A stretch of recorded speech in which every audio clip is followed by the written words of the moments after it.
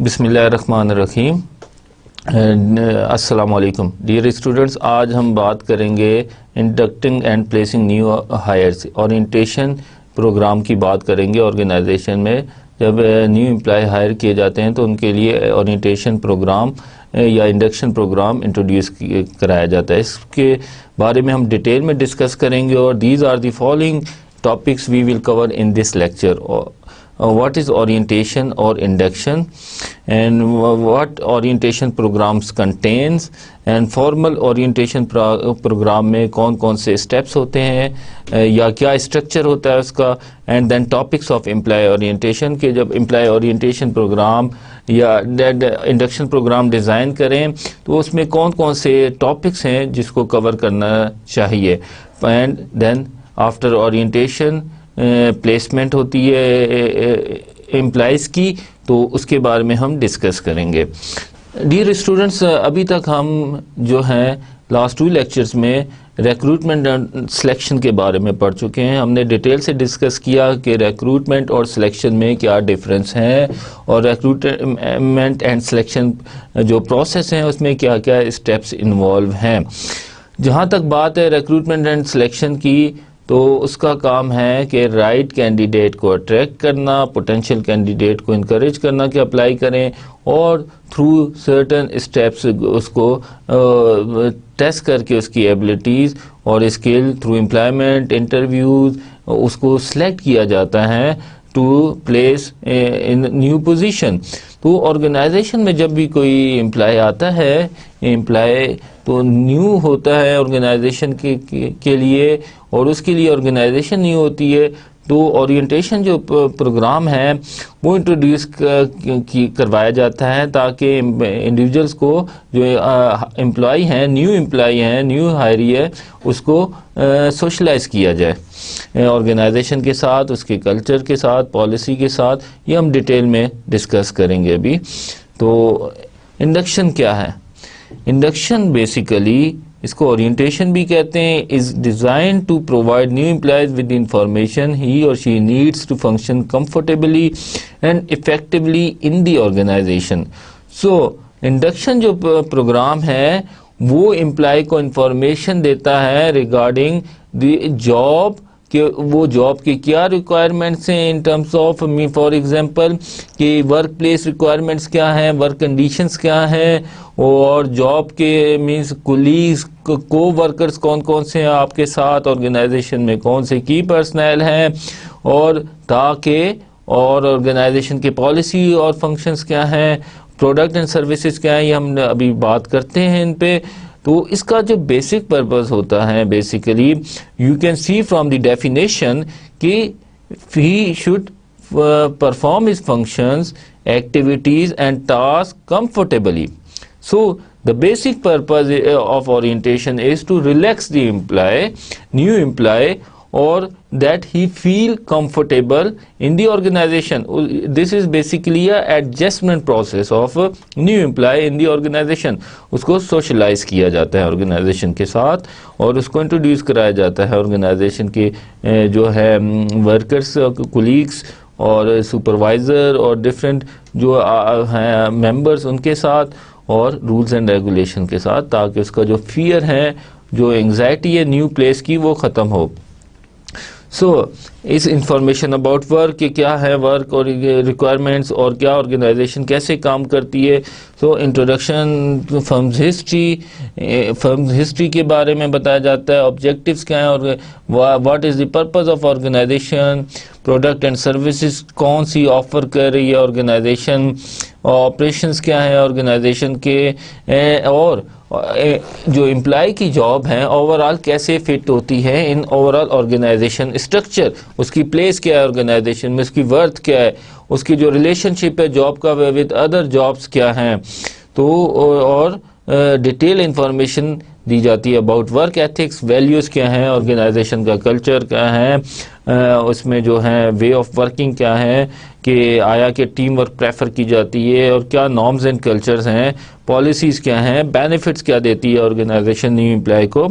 तो ये जो ओरिएंटेशन और इंडक्शन प्रोग्राम है इस पे जो इन इश्यूज़ पे डिटेल में बात करने से पहले एक ये है कि ये डिपेंड करता है ऑर्गेनाइजेशन टू ऑर्गेनाइजेशन। बहुत सी ऑर्गेनाइजेशन ओरिएंटेशन और इंडक्शन प्रोग्राम नहीं इंट्रोड्यूस कराती, रादर के डायरेक्टली एम्प्लॉय को प्लेस कर देती हैं, न्यू एम्प्लॉय को प्लेस कर देती हैं अगेंस्ट एनी वैकेंट पोजीशन और उसकी पोस्टिंग कर देती हैं। तो द पर्पस क्या है? बेसिकली ओरिएंटेशन प्रोग्राम जो है उसका मकसद बेसिकली जो होता है is to relax new hire, introduce them to colleagues and function, create favourable impression of job and company, to make him her adjust to new work environment.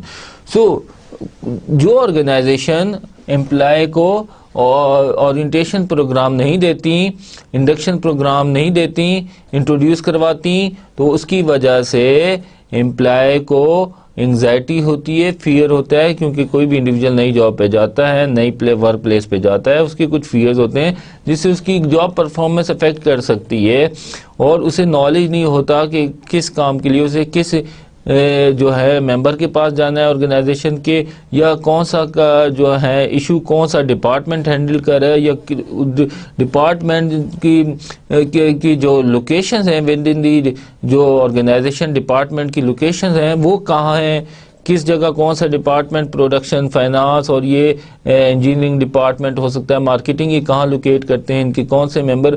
तो जब ये चीज़ें और हिस्ट्री क्या है, वर्क एथिक्स क्या है, जब ये बताया जाता है तो मीन कि उसको रिलैक्स किया जाता है, उसको एडजस्टमेंट उसकी कराई जाती है टू न्यू वर्क, और इन इशू इन जो टॉपिक्स के बारे में बता के, ताकि वो जब जॉब पे जाए अपनी एक्चुअली काम स्टार्ट करे तो वो कंफर्टेबल फील करे और उसे जॉब के बारे में, ऑर्गेनाइजेशन के बारे में, उनके मेंबर्स के बारे में उसे पता हो।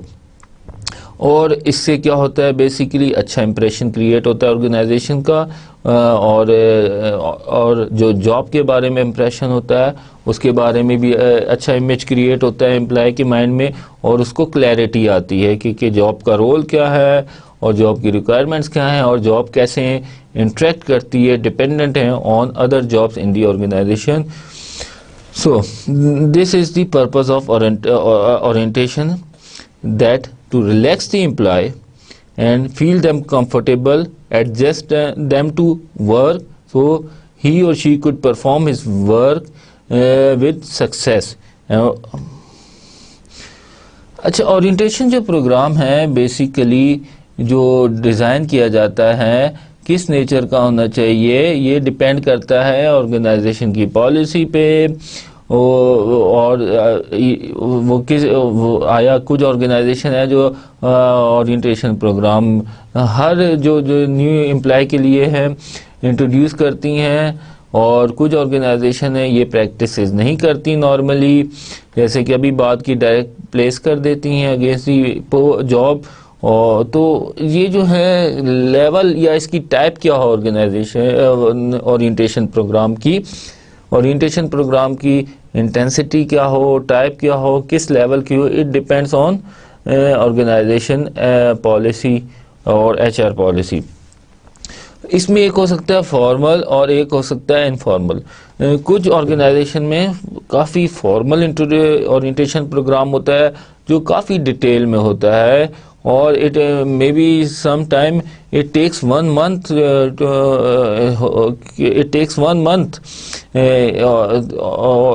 जैसे कि जब मैंने पब्लिक सेक्टर ऑर्गेनाइजेशन ज्वाइन की थी तो ऑलमोस्ट 1 month हमारा ओरिएंटेशन प्रोग्राम था, और हम डिफरेंट डिपार्टमेंट्स में जाके लोगों से मिलते थे, उनके बारे में पूछते थे, उनके डिपार्टमेंट्स के बारे में।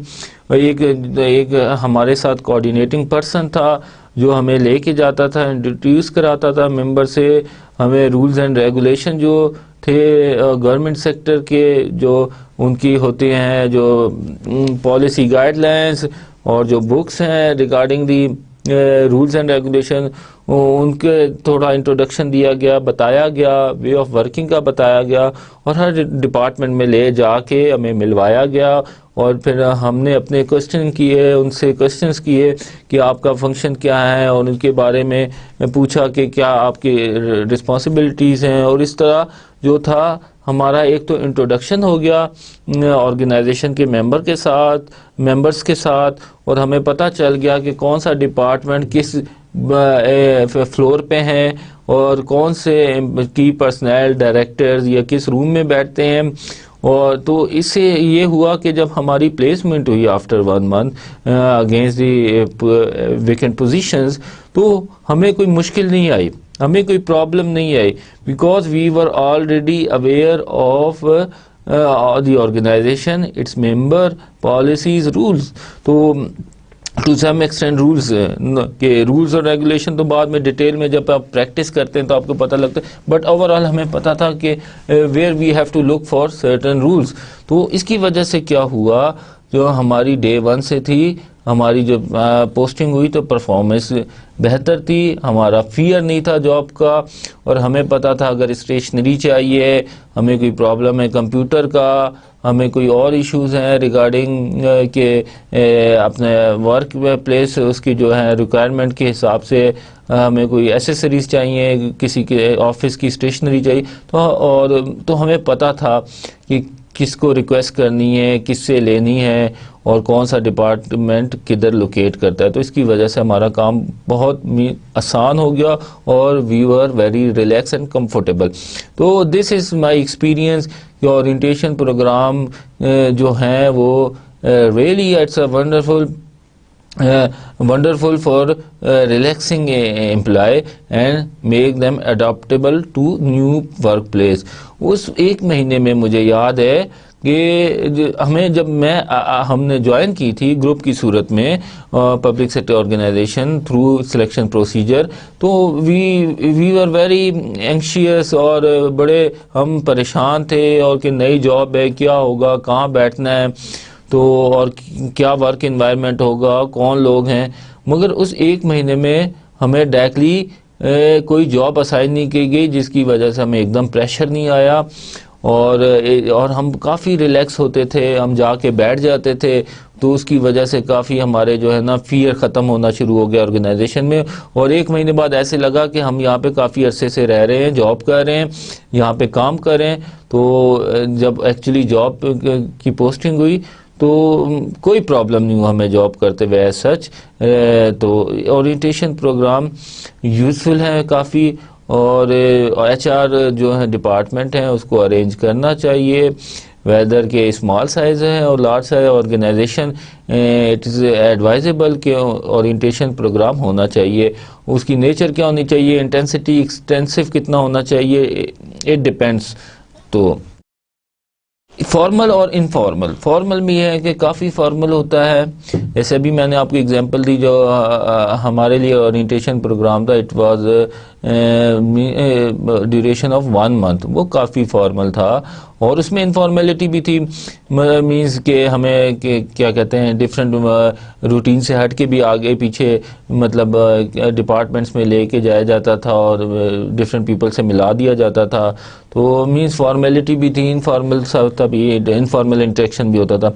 तो एक स्ट्रीम है फॉर्मल, एक है इनफॉर्मल। फॉर्मल में काफ़ी फॉर्मल होता है, डिटेल होता है, वेल इन टाइम जो होता है प्लान दे दिया जाता है न्यू एम्प्लॉयज़ को, और इनफॉर्मल में होता है जस्ट इनफॉर्मल वे में उनको ओरिएंटेशन कराई जाती हैं, इंडिविजुअल हो या कलेक्टिव हो। अब जैसे एक है कि हर एम्प्लॉयज़ के लिए अलग हो या कलेक्टिव ग्रुप की सूरत में ओरिएंटेशन कराया जाए, तो इट आल्सो डिपेंड कि आपने हायरिंग की है, किस पोस्ट के लिए हायरिंग की है। तो और जो आपने ग्रुप सेलेक्ट किया है, जो आपने हायर किया है ग्रुप ऑफ पीपल, उसमें किस जॉब्स के लिए जो है एम्प्लॉयज़ को सिलेक्ट किया है।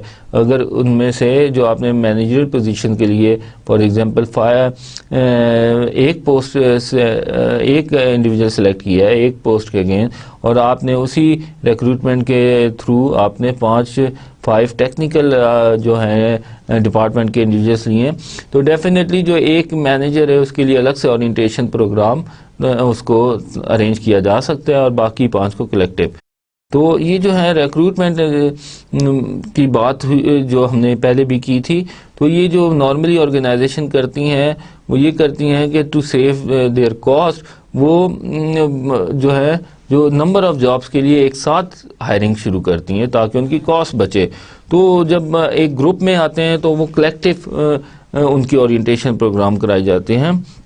तो बहुत सी ऑर्गेनाइजेशन जैसे स्टेट बैंक ऑफ पाकिस्तान है, उनमें जो ऑफिसर्स जो हायर किए जाते हैं तो उनको फिर 1 महीना या डिपेंड करता है ड्यूरेशन, उनको ओरिएंटेशन कराई जाती है, उनकी ट्रेनिंग कराई जाती है बिफोर प्लेसमेंट। अच्छा, ये और इसी तरह और ऑर्गेनाइजेशन जो हैं अच्छी ऑर्गेनाइजेशन प्रैक्टिस करती हैं ओरिएंटेशन प्रोग्राम की। नॉर्मली जो ऑर्गेनाइजेशन है लार्ज साइज वो कलेक्टिव ओरिएंटेशन प्रोग्राम इंट्रोड्यूस करती हैं। No serial and disjunctive. Serial में ये होता है कि जब एम्प्लॉय इंडक्ट होता है तो जो एक्सपीरियंस एम्प्लॉय हैं ऑलरेडी ऑर्गेनाइजेशन में काम कर रहा है तो वो उसके एज अ मॉडल और या ट्यूटर के तौर पे काम करता है। तो पर्पस क्या होता है उसका, मॉडिफाई बिहेवियर करे, उसे जो है ऑर्गेनाइजेशन के वर्क एथिक्स, नॉर्म्स और कल्चर के बारे में इंट्रोड्यूस कराए और उसको मीन्स उसके बिहेवियर को मॉडिफाई करे to match with the organisation demands and culture. जो डिसजंक्टिव में ये होता है कि उसको जब फॉर एग्जांपल जब एक्सपीरियंस एम्प्लॉय नहीं अवेलेबल होता और उसके लिए वो तो उसको एज ए मॉडल और ट्यूटर जो है ऑर्गेनाइजेशन में अवेलेबल नहीं होता तो उसको टीच नहीं किया जाता regarding the modification of behaviour, तो इसको डिसजंक्टिव कहते हैं। इन्वेस्टिचर और डाइवेस्टिचर। इन्वेस्टिचर्स में होता है जो ऑलरेडी करेक्टरिस्टिक्स ऑर्गेनाइजेशन जो लाया है जॉब में उसको जो है वो इन्फोर्स किया जाता है, उसको स्ट्रेंथन किया जाता है। उसमें बिहेवियरल चेंजेस नहीं लाई जाती बल्कि उसे उन करेक्टरिस्टिक्स को मेंटेन किया जाता है तो ताकि वो एक पर्टिकुलर इंडिविजुअल करेक्टरिस्टिक्स के साथ वो एम्प्लॉय जो हमने हायर किए हैं वो एज सच ऑर्गेनाइजेशन में उन करेक्टरिस्टिक्स के साथ काम करें। जबकि डाइवेस्टिचर में होता है कि मॉडिफिकेशन ऑफ बिहेवियर रिक्वायर्ड होता है तो कुछ करेक्टरिस्टिक्स और जो है उनको थोड़ा सा मॉडिफाई करने की वो की जाती है अटेम्प्ट, और उसका जो ओरिएंटेशन प्रोग्राम होता है वो जो उसका पर्पस होता है वो ये होता है कि माइनर करेक्टरिस्टिक्स हैं उनमें कुछ चेंजेस ला के उसको प्लेस किया जाए जॉब पे। अभी जो हमने बात की सीरियल डिसजंक्टिव की, उसमें ये हैं उसके बेनिफिट्स भी हैं। सीरियल में ये होता है कि जो है कि बिहेवियर में मॉडिफिकेशन की जाती है तो उसकी वजह से वो उसको ऑर्गेनाइजेशन के साथ सोशलाइज किया जाता है, उसके जो ऑर्गेनाइजेशन के रूल्स एंड रेगुलेशंस हैं, जो वर्क एथिक्स हैं, उसके साथ उसको इंट्रोड्यूस करा के कंपैटिबिलिटी लाई जाती है। तो इससे ये हैं सीरियल में कि इसके बेनिफिट्स भी हैं, डिसएडवांटेजेस भी हैं। और तो सीरियल में ये होता है कि इंडिविजुअल बेनिफिट एक अभी जैसे बताया कि वो जो ऑर्गेनाइजेशन के जो एथिक्स हैं, नॉर्म्स हैं, उनके साथ उसको वो अवेयरनेस होती है तो वो जल्दी कल्चर के साथ मैच करता है। जबकि इसमें जो है सीरियल में ट्रेडिशन एंड कस्टम्स मेंटेन किए जाते हैं। जबकि जो डिसजंक्टिव हैं उसमें ये है कि उसमें मॉडिफिकेशन या उसकी बिहेवियर की फॉर एग्जांपल नहीं की जाती, इसकी वजह से क्रिएटिविटी जो है रिटेन रहती है इंडिविजुअल की और अपने उससे वो जो है एक्सपीरियंस और अपने जो वे ऑफ वर्क से जॉब को परफॉर्म करता है जिसकी वजह से क्रिएटिविटी आती है। तो इसका एक नुकसान भी है सीरियल का, ये है कि अगर सीरियल का एक नुकसान ये है कि अगर ऐसा एम्प्लॉय एक्सपीरियंस एम्प्लॉय जिसको एज अ रोल मॉडल और ट्यूटर के तौर पे अटैच किया गया है न्यू एम्प्लॉय के साथ, तो मे बी वो ऑलरेडी ऑर्गेनाइजेशन से या जॉब से सेटिस्फाइड ना हो, फ्रस्ट्रेटेड हो और उसके जो परसेप्शन हो regarding the job work environment अच्छी ना हो तो वो ही पास ऑन कर दे न्यू एम्प्लॉय पे। तो ये डिसएडवांटेजेस एडवांटेजेस भी हैं। और so what type of orientation programme should be, what should be the purpose, क्या टाइप होनी चाहिए, क्या पर्पस होना चाहिए ओरिएंटेशन का, किस पर्पस के लिए हम यूज़ कर रहे हैं।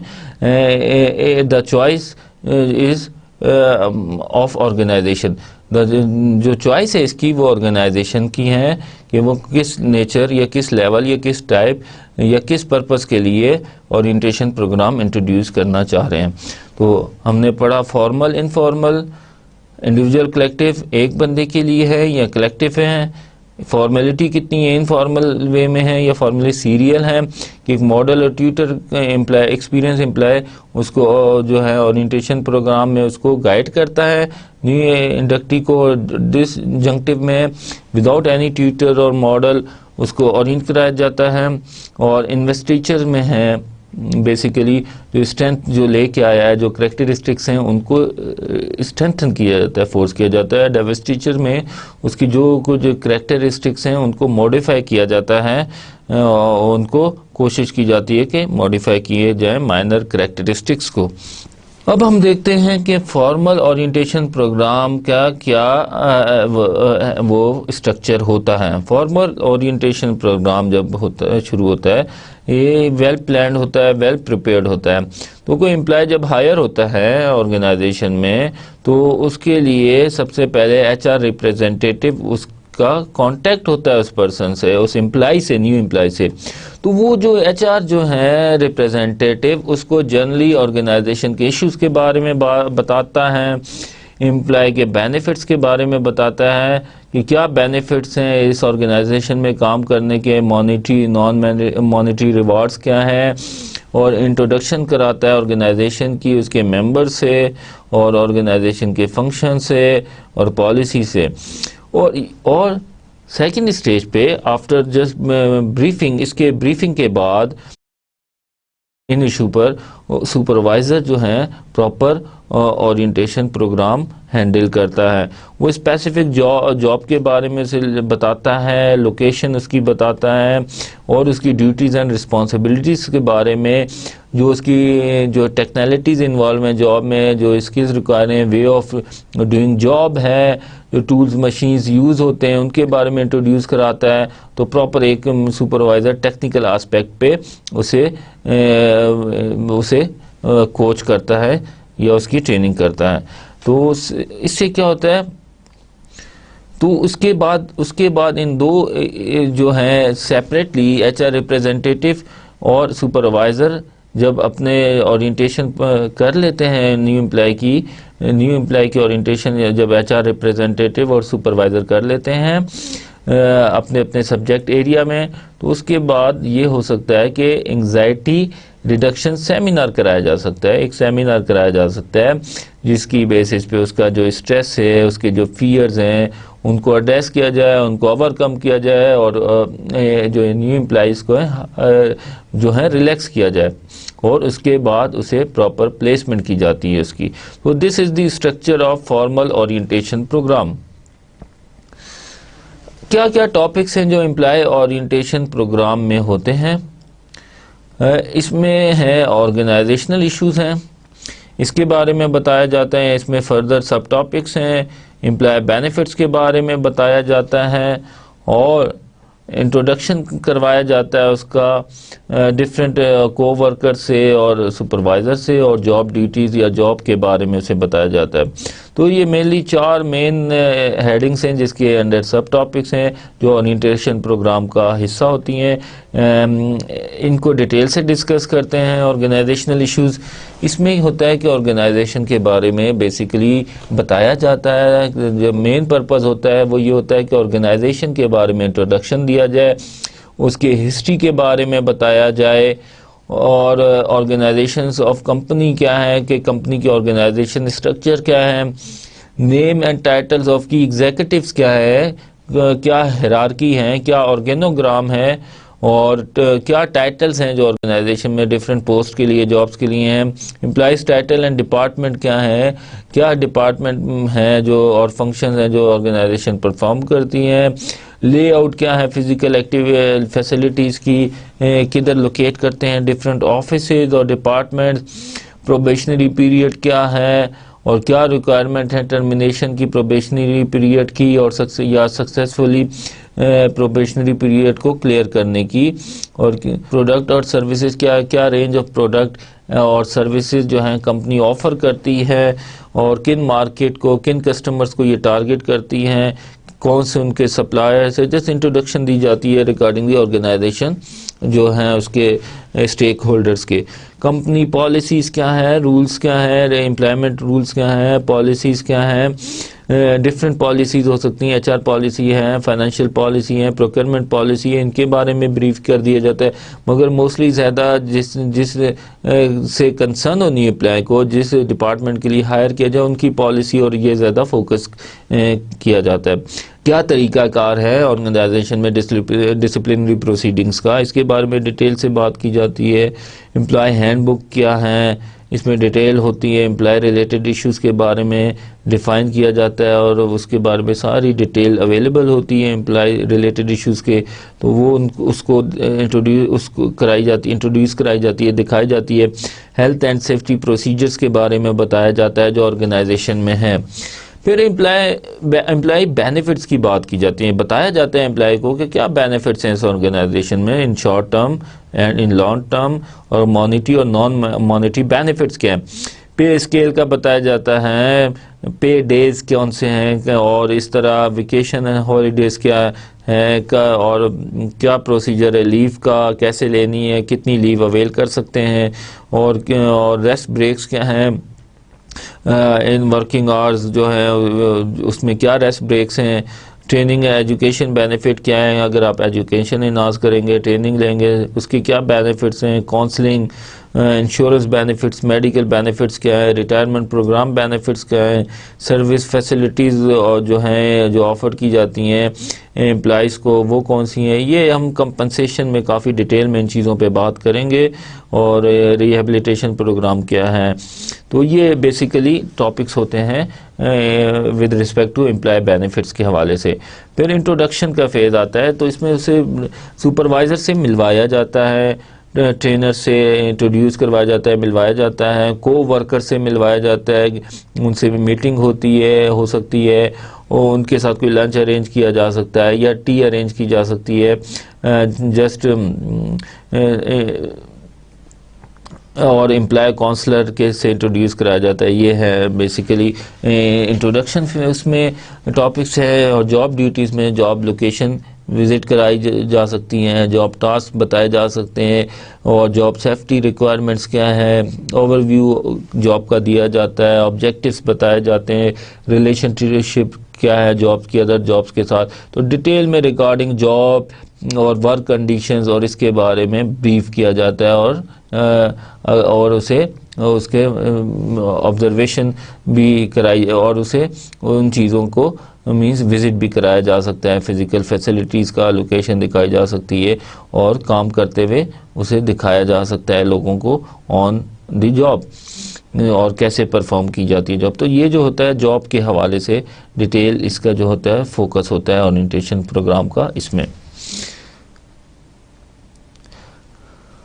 अब जब ओरिएंटेशन प्रोग्राम होता है ऑर्गेनाइजेशन में, इसका पर्पस बेसिकली ये होता है कि वो उसमें जो है न्यू एम्प्लॉय को रिलैक्स करना होता है, ताकि वो उनमें जो फियर है, एंग्जाइटी लेवल कम हो, और वो अपनी जो मैक्सिमम आउटपुट दे सकें, और अपने जो है प्रोडक्टिविटी जिसकी वजह से उनकी इंक्रीज़ हो, परफॉर्मेंस इंक्रीज़ हो। तो इसमें एक है कि जब न्यू एम्प्लॉय जब हायर होता है, ये कोई भी जो है इंडिविजुअल की या इंसान की एक टेंडेंसी है कि जब किसी जगह से फर्स्ट इम्प्रेशन फॉर एग्जांपल जाते हैं और आपको फियर फील हो या कोई स्ट्रेस हो, तो बड़ा बैड जो होता है एक उसका जो होता है इफेक्ट होता है, और लॉन्ग लास्टिंग इफेक्ट होता है। तो जो आपकी जो है फॉर एग्जांपल अगर किसी को ओरिएंटेशन प्रोग्राम नहीं दिया गया तो वो जब जॉब में जाता है उसे स्ट्रेसफुल कंडीशंस मिलती हैं, उसे पता नहीं होता कि कौन सा काम किधर से होना है, कौन से कैसे डिपार्टमेंट कम्युनिकेट करने हैं। तो उसकी वजह से क्या होता है, वो एक फियर उसके अंदर आ जाता है, एक वैसी एंग्जाइटी होती है न्यू प्लेस की, तो उसकी वजह से वो काफ़ी स्ट्रेस ले लेता है। जब स्ट्रेस लेता है तो मे बी वो उस पर बड़ा ही बैड इफेक्ट हो सकता है उसका, और जो इसकी वजह से उसका मींस कॉन्फिडेंस शेक हो सकता है, और उसका जो जो इफेक्ट है वो बड़ा लॉन्ग लास्टिंग हो सकता है। तो एक दफ़ा इस तरह फियर हो जाए या स्ट्रेस हो जाए तो वो फिर बड़ा ही टाइम लगता है एडजस्ट होने में न्यू इन्वायरमेंट में और न्यू वर्क प्लेस पे। तो इस वजह से ओरिएंटेशन प्रोग्राम की बहुत ही अहमियत है, और इसको हर ऑर्गेनाइजेशन को at least to some extent introduce कराना चाहिए, और न्यू एम्प्लॉयज़ को ओरिएंटेशन देनी चाहिए। फॉर्मल होनी चाहिए, इनफॉर्मल होनी चाहिए, the strategic choice of is to make by organisation. तो वो किसने क्या चाहती है इस ओरिएंटेशन प्रोग्राम के थ्रू, तो ये बेस करता है उनके इन डिसीजंस पे और पर्पसेस पे। अच्छा, आपने न्यू जो है एम्प्लॉय को ओरिएंटेशन प्रोग्राम दे दिया, उसे सोशलाइज करवा दिया ऑर्गेनाइजेशन से, और इसको ऑर्गेनाइजेशनल इश्यूज पे बताया, एम्प्लॉय बेनिफिट्स क्या हैं उसके बारे में बताया, तो उसके बारे में बताया, उसके अपने जॉब के बारे में बताया, और इसी तरह उसे इंट्रोड्यूस करवाया जाता है को वर्कर से, सुपरवाइज़र से, सबऑर्डिनेट से, या जो की पोजीशंस पे हैं लोग, उनसे इंट्रोड्यूस कराया जा सकता है उन्हें, ताकि उन्हें भी पता लगे कि इन लोगों को हमने हायर किया, कौन लोग हैं। तो ये जो है वर्क जो एटमॉस्फेयर है, जो वर्क एनवायरनमेंट है, वो बड़ा फ्रेंडली और थोड़ा सा जो है कम्युनिकेशन क्लियर हो जाती है, क्लैरिटी आ जाती है, और थोड़ा सा एक इनफॉर्मल सा और एक मींस रिलेशनशिप डेवलप हो सकता है न्यू एम्प्लॉय और को वर्कर्स के दरमियान। तो काफ़ी ये प्रोडक्टिव होता है इंडिविजुअल परफॉर्मेंस और टीम परफॉर्मेंस के लिए। उसके बाद बताया जाता है जॉब के बारे में, और जॉब के बारे में उनको विज़िट कराया जा सकता है जो है एक्चुअल वर्क प्लेस की, और इस तरह जॉब कंटेंट्स और जॉब की डिमांड्स के बारे में डिस्कस किया जाता है। तो ये जो है, इसके बाद प्लेसमेंट आती है। तो प्लेसमेंट पे बात करने के लिए एक मैं आपको एक सैंपल के तौर पे एक मैनुअल दिखाना चाहता हूँ। तो ये एक मैं आपको एग्जांपल देना चाह रहा था एज ए सैंपल के एम्प्लॉय हैंडबुक में क्या क्या इंक्लूड होता है। एम्प्लॉय हैंडबुक की बात की कि वो जब ओरिएंटेशन प्रोग्राम में उसे इंट्रोड्यूस कराया जाता है एम्प्लॉय हैंडबुक से। तो दिस इज़ वेरी इंपॉर्टेंट कि एम्प्लॉय हैंडबुक क्या होती है, आपको पता होना चाहिए बीइंग HR स्टूडेंट्स। तो एम्प्लॉय हैंडबुक जो होती है उसमें डिफरेंट टॉपिक्स कवर होते हैं। अब ये देखें, ये डिटेल्ड हैं, काफ़ी डिटेल्ड एम्प्लॉय हैंडबुक हैं। इसमें इंट्रोडक्शन में देखें तो ये स्टेट ऑर्गेनाइजेशन चार्ट है, managements role, successful onboarding the new employees role, ये डिस्कस किए जाते हैं, बताया जाता है, ब्रीफ किया जाता है। इसके बाद कंपनसेशन, पे period, direct deposit, deduction, over time, compensation time, period service. उसके बाद बेनिफिट्स हैं कि इंश्योरेंस क्या है, डेफर्ड का कंपनसेशन क्या है, सिक लीव क्या है, और इसी तरह सर्विस अवार्ड्स और लर्निंग एंड डेवलपमेंट और पार्किंग फैसिलिटीज़, जो भी अवेलेबल फैसिलिटीज़ हैं ऑर्गेनाइजेशन दे रही है उसके बारे में बताया जाता है। अटेंडेंस एंड लीव के बारे में डिस्कस किया जाता है। आवर्स ऑफ वर्क क्या है, एब्सेंटिज्म क्या है, को कैसे कंसीडर किया जाता है ऑर्गेनाइजेशन में, उसके बारे में क्या एक्शन लिए जा सकते हैं, लंच आवर के बारे में, rest breaks, holidays, leave accrual और employee eligible to accrue leave, उनके बारे में बताया जाता है। तो इसी तरह फिर general personal practices and policies के एडमिनिस्ट्रेटिव गाइडलाइंस के बारे में बताया जाता है कि इक्वल एम्प्लॉयमेंट अपॉर्चुनिटीज़ डिस्कस की जाती है। परफॉर्मेंस मैनेजमेंट, प्रोबेशनरी पीरियड्स के बारे में बताया जाता है। प्रमोशन ट्रांसफ़र के बारे में और डिटेल गाइडलाइंस होती हैं, और political activity, personal record maintenance और employee identification, equipment and supplies, telephone use, computer use, इनके बारे में सारे गाइडलाइंस प्रोवाइड की जाती हैं।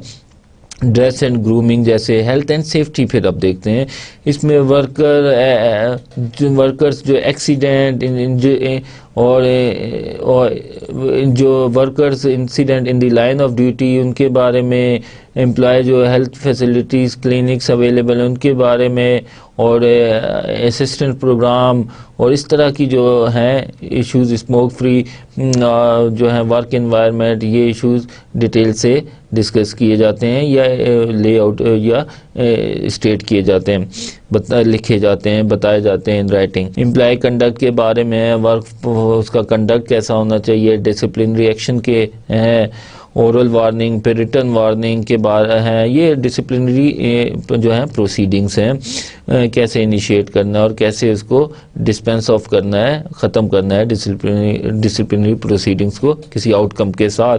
डिसमिसल हो सकती है, ट्रांसफ़र डोमेशंस हैं, तो ये डिस्कस किया जाता है लाइकली आउटकम क्या हो सकते हैं डिसिप्लिनरी प्रोसीडिंग्स के, सेपरेशंस के बारे में, और इस तरह न्यू एम्प्लॉय चेकलिस्ट के उसकी सारी डिटेल ली जाती हैं।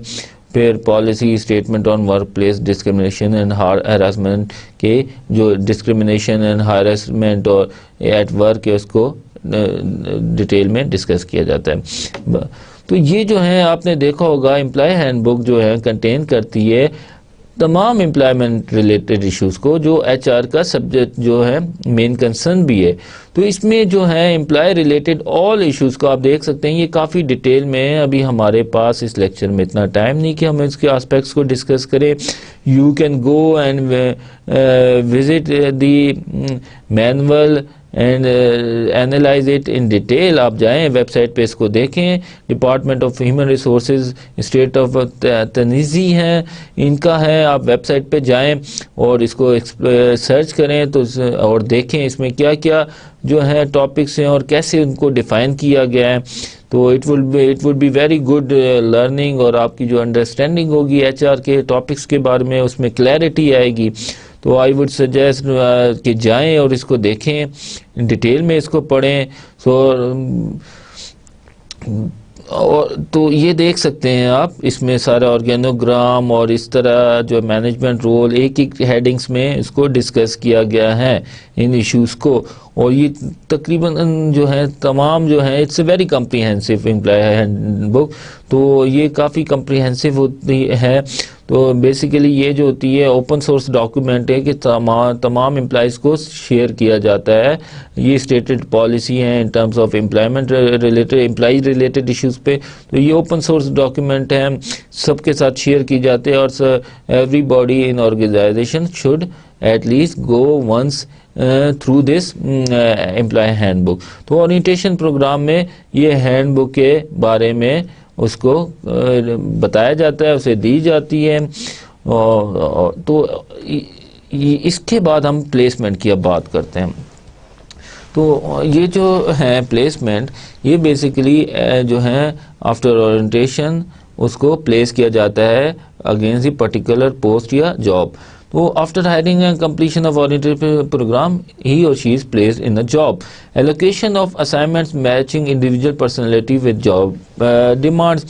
अब इसमें जो एक इशू है वो ये है कि जो इंडिविजुअल की जो डिमांड्स हैं, जो उसकी नीड्स हैं, उसके जो करैक्टरिस्टिक्स हैं, जो उसकी एबिलिटीज़ हैं, वो जो जॉब डिमांड्स के साथ और उसके जो जॉब रिक्वायरमेंट्स हैं उसके साथ मैच हो। जब भी उस इंडिविजुअल की परफॉर्मेंस काफ़ी बेहतर होगी। तो ये जो ओरिएंटेशन प्रोग्राम है बेसिकली ये भी हेल्प आउट करता है कि आइडेंटिफाई कर सकें कि जब हमने पोस्टिंग करनी है तो ग्रुप में से कौन सा इंडिविजुअल है और वो किस जो है पोजीशन के लिए सूटेबल हो सकता है। जैसे कि हमने देखा एम्प्लॉय चेकलिस्ट हो सकती है, उसे फॉर्म दिए जा सकते हैं। ओरिएंटेशन प्रोग्राम में काफ़ी फॉर्म दिए जा सकते हैं कि वो फिलअप करे, उसकी बेसिस पे इंफॉर्मेशन कलेक्ट की जा सकती है वो एम्प्लॉय के बारे में। और ओरिएंटेशन जब प्रोग्राम होता है तो उसमें काफ़ी जो है इंडिविजुअल या न्यू एम्प्लॉय के बारे में इंफॉर्मेशन ऑलरेडी कलेक्ट हो चुकी होती है, तो वो एक हेल्प आउट भी करती है प्लेसमेंट डिसीजन करने में। जैसे कि आपको मैंने एक एग्जांपल दी थी अपने जो एक्सपीरियंस के बारे में। हम जब आए, हमें सिलेक्ट किया गया एज अ ग्रुप, तो हमारी कलेक्टिव ओरिएंटेशन थी, हमारे ग्रुप की सूरत में ओरिएंटेशन थी। तो वी वर 5 जो थे एम्प्लॉयज़, तो हमें ओरिएंटेशन दी गई 1 महीने तक। उसके बाद हमारी एक प्लेसमेंट हुई डिफरेंट पोस्ट पे। किसी को ट्रेनिंग में भेज दिया उन्होंने, किसी को एस्टेब्लिशमेंट डिवीज़न में भेजा, किसी को एडमिनिस्ट्रेशन में भेज दिया।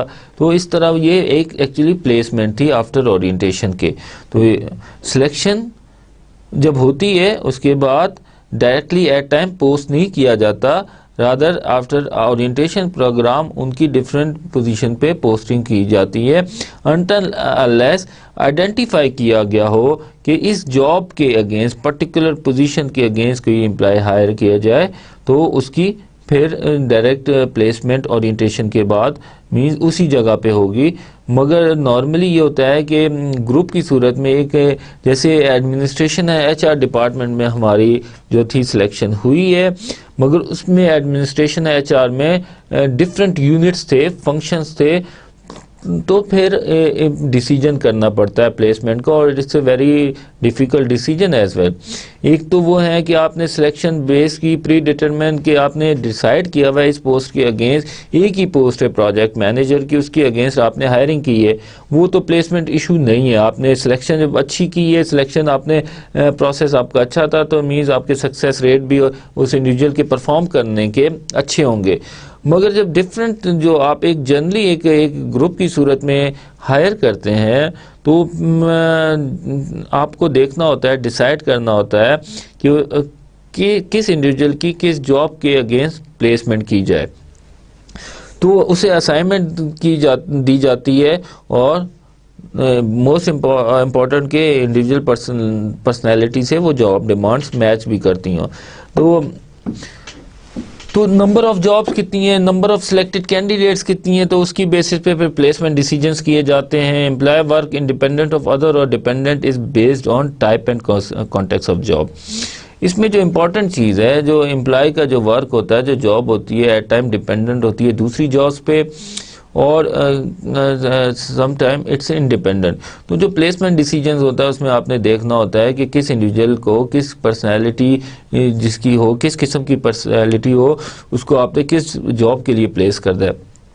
कुछ जॉब्स होती हैं जो ना फॉर एग्जांपल जो टीम वर्क पे बेस करती हैं, जिसमें टीम वर्क बहुत ज़रूरी है। तो आपने एक ग्रुप की सूरत में आपने एक ओरिएंटेशन कराई न्यू इंडक्टीज को, तो उसके बाद आप जज कर सकते हैं ड्यूरिंग ओरिएंटेशन, उसकी प्रेफरेंसेस ले सकते हैं। ओरिएंटेशन के दौरान उसकी चेक लिस्ट जो एम्प्लॉय की और योर फॉर्म के ज़रिए डाटा कलेक्ट करने के बाद आप जान सकते हैं कि ये बंदा जो है इस पोस्ट के लिए जो है सूटेबल है या नहीं। जैसे आपकी एक और मैं एग्जांपल दूँ, स्टेट बैंक में जो होता है, जो सपोर्ट के तहत जो भर्तियां होती हैं, जो उनकी रिक्रूटमेंट होती है और सिलेक्शन होती है, उसमें ये होता है कि बेसिकली एक ग्रुप के से लेते हैं, जो ग्रुप की सूरत में एक बैच सिलेक्ट करते हैं, उसके बाद उनको ओरिएंटेशन के बाद प्लेसमेंट की जाती है। अब उसमें ऑपरेशन भी हैं, ऑपरेशन डिपार्टमेंट है, किसी को एचआर पोस्ट कर देंगे, किसी को आईटी में। ये जो होते हैं यंग एंड एजुकेटेड जो होते हैं, जो अभी यूनिवर्सिटी से मोस्टली इनएक्सपीरियंस होते हैं, जो मगर क्वालिफाइड होते हैं, अभी उन्होंने क्वालिफिकेशन कंप्लीट की होती है, तो उनको फिर डिफरेंट जो सिलेक्शन के बाद डिफरेंट डिपार्टमेंट्स में based on their individual characteristics और जॉब डिमांड उनको प्लेसमेंट कर दी जाती है। तो ये प्लेसमेंट डिसीजन काफ़ी इम्पॉर्टेंट है to determine the individual performance. तो इसमें जो जॉब टाइप एंड कॉन्टेक्स्ट है इसको देखना चाहिए, और जो जॉब टाइप एंड कॉन्टेक्स्ट हैं वो तीन किस्म की हो सकती हैं। एक जॉब होती है जो बिल्कुल इंडिपेंडेंट होती है, it's a totally dependent job. जो टास्क और जो वर्क होता है वो बेसिकली इंडिविजुअल पे ही, उसके जो है जॉब होल्डर पे ही डिपेंड कर रहा होता है। और सीक्वेंशियल में क्या होता है, तो जॉब होती है, जो वर्क होता है वो डिपेंडेंट होता है किसी प्रीवियस वर्क पे। जैसे असेंबली लाइन की बात की हमने कि एक जॉब जो है उस वक्त तक परफॉर्म नहीं हो सकती जब तक उससे पहले जो प्री कंडीशन है वर्क की, जॉब की, वो पूरी ना। तो वो जॉब उस वक्त तक नहीं कंप्लीट हो सकती जब तक उससे पहले वाली जॉब वर्क या जो है वो कंप्लीट ना हुआ हो। तो जैसे कि पेंट उस वक्त तक नहीं हो सकता जब तक बाकी चीज़ें जो जॉब है या जो वर्क है वो ऑटोमोबाइल पे ना हो चुका हो। तो एक सीरियल है, सीक्वेंस में कि एक जॉब जब वर्क डन होता है, एक जॉब जब या वर्क कंप्लीट होता है, उसके बाद दूसरा काम शुरू होता है, दूसरी जॉब शुरू होती है। तो ये सीक्वेंशियल है पूल में कि jobs are highly interrelated, jobs are highly interrelated. The work of all workers are highly interdependent. Like team work, project teams जो होती हैं वो एक दूसरे के साथ continuously coordinate कर रही होती हैं, communicate कर रही होती हैं, क्योंकि उनका वर्क जो है एक दूसरे पे बहुत ही इंटरडिपेंडेंट हो जाता है।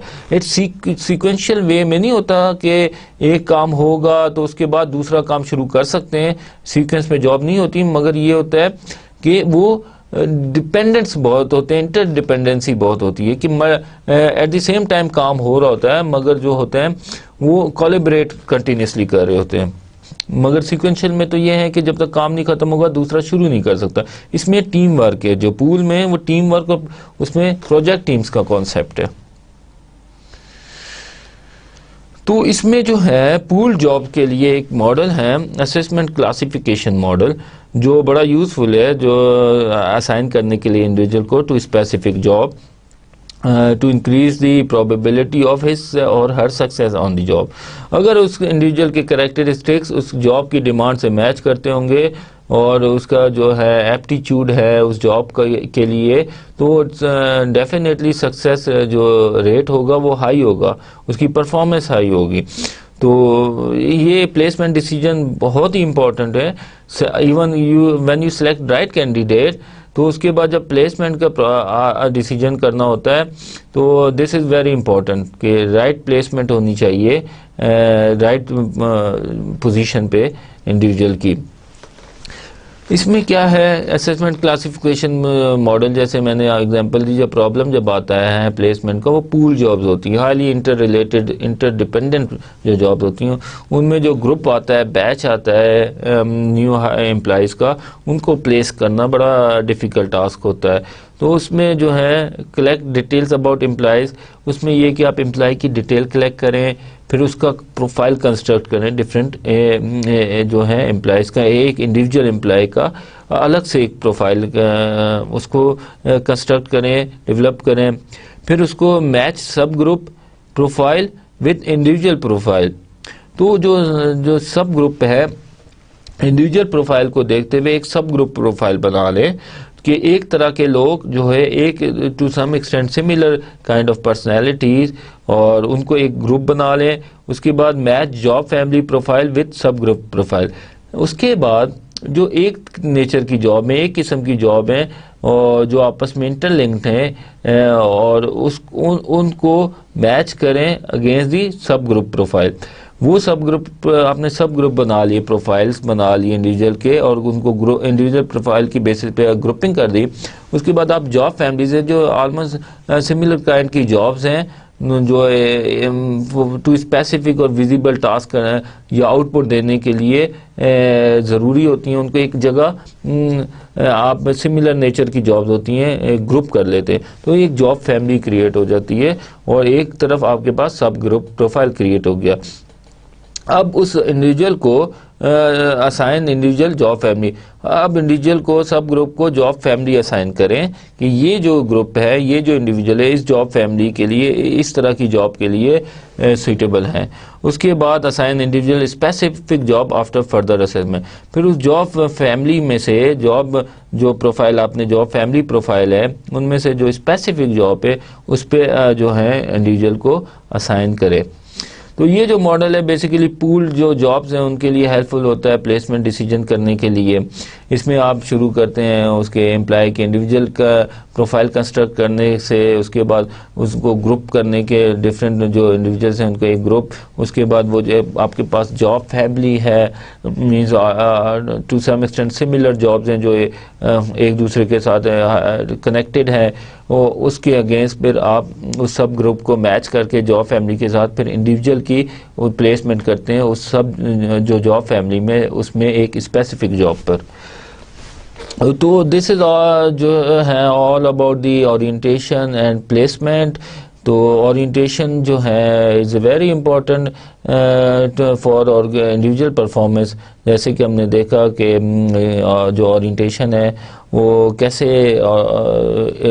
रिज़ल्ट और आउटपुट देती हैं, कैसे जो है वो इंडिविजुअल परफॉर्मेंस के साथ लिंक अप हैं कि जब एम्प्लॉय रिलैक्स होगा, इंट्रोड्यूस होगा डिफरेंट जो ऑर्गेनाइजेशंस के जो इश्यूज़ हैं, जॉब रिलेटेड इश्यूज़ हैं, एम्प्लॉयज़ हैं, वे ऑफ वर्किंग हैं, डिपार्टमेंट्स, तो उसके जो एक्चुअल प्लेसमेंट होगी उसमें जो है आफ्टर प्लेसमेंट वो उसकी जो है जॉब, उसके लिए थोड़ा फियर कम हो जाएंगे और उसकी जो जॉब करना उसके लिए थोड़ा आसान हो जाएगा, सोशलाइज हो जाएगा और वो नई जगह पे जल्दी एडजस्ट हो जाएगा, कल्चर से एडजस्ट हो जाएगा और ऑर्गेनाइजेशन के।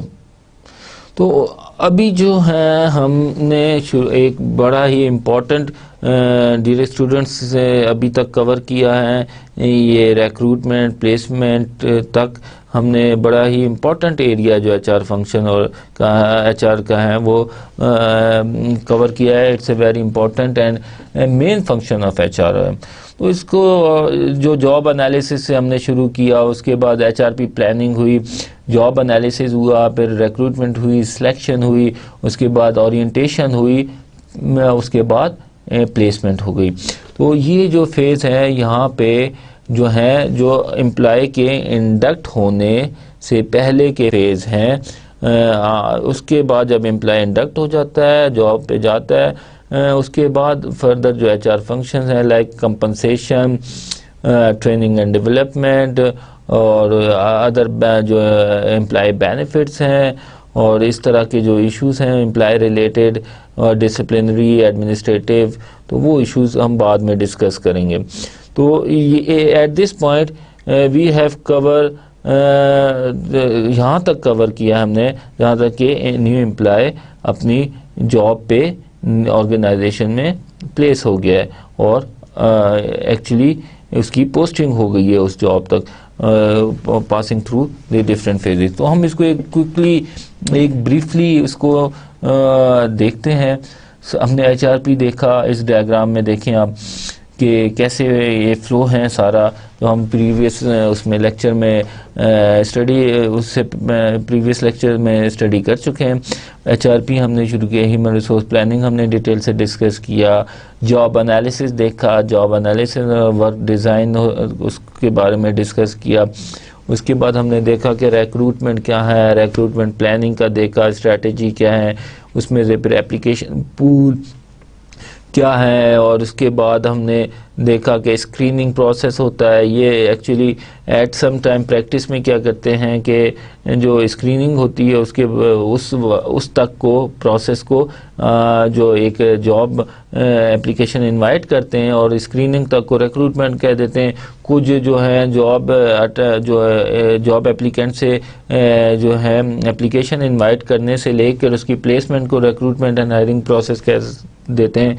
तो in theory it's a difference के रिक्रूटमेंट हैं जो है नॉर्मली कंसीडर की जाती हैं कि अट्रैक्ट करना सिर्फ जॉब एप्लीकेंट्स को। उसके बाद के जो प्रोसेस है स्क्रीनिंग जो और बाकी जो है सिलेक्शन प्रोसीजर में आता है। तो उसके बाद आपने देखा स्क्रीन होने के बाद पोटेंशियल हायर्स आए जो थे वो आइडेंटिफाई हो गया। उसके बाद वो सिलेक्शन प्रोसीजर में गया, उसमें डिफरेंट टेस्ट, फिजिकल टेस्ट और आईक्यू टेस्ट और इंटरव्यू, मेडिकल एग्जामिनेशन की बाद जॉब ऑफर एक्सेप्टेंस हो के और वो जो है विलिंगली उन्होंने organization based on the terms and condition जो उनको बताई गई थी एक्सेप्ट कर ली हैं। उसके बाद जो है एचआर का काम है कि उनके लिए एक ओरिएंटेशन प्रोग्राम डिज़ाइन करे ताकि वो रिलैक्स हों और फील देमसेल्फ एट कंफर्ट, वो कंफर्टेबल फील करें, एंग्जाइटी लेवल उनका कम हो ताकि वो अच्छे तरीके से जॉब अपनी परफॉर्म कर सकें। तो ओरिएंटेशन प्रोग्राम में हमने देखा कि डिस्कस किया डिटेल से कि क्या क्या टॉपिक्स हैं जो कवर किए जाते हैं। मैंने आपको एक सैम्पल के तौर पे वो दिखाई भी है एम्प्लॉय हैंडबुक कि उसमें क्या क्या टॉपिक्स हैं एम्प्लॉय रिलेटेड जो कवर होते हैं, तो आई वुड सजेस्ट यू कि जाएं उसे देखें, डिटेल से पढ़ें। Then we discuss after this orientation program, हमने प्लेसमेंट देखा कि प्लेसमेंट डिसीजन कितना इम्पोर्टेंट है और क्या क्या फैक्टर्स हैं, जॉब कॉन्टेक्ट्स और टाइप्स हैं जिनको देखते हुए और आप प्लेसमेंट कर सकते हैं। क्लासिफिकेशन असेसमेंट मॉडल देखा। तो आज के लिए यहीं तक डियर स्टूडेंट्स, कि आई होप कि आपको क्लैरिटी होगी अभी तक जो पढ़ा है, आपकी अंडरस्टैंडिंग इसके बारे में काफ़ी जो अभी तक एचआर के बारे में हमने कवर किया है बेहतर होगी, अच्छी होगी। और उसके बाद हम नेक्स्ट लेक्चर में जो दूसरे फंक्शंस हैं उनको हम डिस्कस करेंगे। तो now we summarize the today topic, today lecture. Orientation क्या है, ओरिएंटेशन प्रोग्राम क्या है, इसके बारे में हमने देखा कितने किस्म के ओरिएंटेशन प्रोग्राम हो सकते हैं, किस टाइप के हो सकते हैं।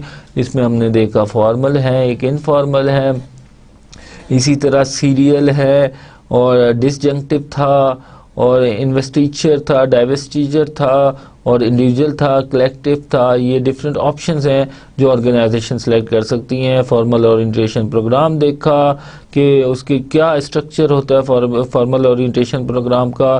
फॉर्मल ओरिएंटेशन प्रोग्राम जो होता है ड्यूरेशन में भी ज़्यादा होता है, मोर स्ट्रक्चर्ड होता है। उसमें एचआर रिप्रेजेंटेटिव पहले ओरिएंटेशन देता है एम्प्लॉय को, उसके बाद जो सुपरवाइज़र हो सकता है उसका, और जो उसको वो जॉब के बारे में, टेक्निकल आस्पेक्ट के बारे में इंट्रोड्यूस करवाता है। उसके बाद कोई स्पेशल सेमिनार अरेंज किया जा सकता है। तो इस तमाम जो एक्सरसाइज का मकसद ये होता है कि जो एम्प्लॉय की जो एंग्जाइटी है, जो उसकी जो फियर्स हैं उनको ख़त्म किया जाए और ऑर्गेनाइजेशन के साथ, उसको कल्चर के साथ, मेंबर्स के साथ सोशलाइज किया जाए ताकि वो जल्दी एडजस्ट हो और जब उसकी प्लेसमेंट हो तो वो अपना काम डे 1 से बेहतर अंदाज से कर सके। तो टॉपिक्स हमने कवर किए एम्प्लॉय ओरिएंटेशन के। इसमें ऑर्गेनाइजेशनल इश्यूज़ को देखा, जॉब इश्यूज़ को देखा, क्या जॉब के बारे में क्या डिस्कस होता है। इस तरह हमने अपने एम्प्लॉय बेनिफिट्स वगैरह के बारे में बात की कि वो मेन टॉपिक्स होते हैं, इसके जो हैं टॉपिक्स हो सकते हैं एम्प्लॉय ओरिएंटेशन प्रोग्राम के। आखिर में हमने प्लेसमेंट डिसीजन के प्लेसमेंट के बारे में बात की कि और प्लेसमेंट डिसीजन में किन चीज़ों को कंसीडर करना चाहिए और type and context of job के बारे में बात की और इसके बाद क्लासिफिकेशन असेसमेंट मॉडल के बारे में बात की जो हेल्प आउट करता है प्लेसमेंट डिसीजन करने में। तो आज के लिए डियर स्टूडेंट्स इतना ही। हम नेक्स्ट जो लेक्चर्स में हैं जो अदर फंक्शंस हैं एम्प्लॉय एचआर के, उन पे डिटेल पे से बात करेंगे आने वाले लेक्चर्स में। तो for today that's all from my side. Thank you students and अल्लाह हाफिज़।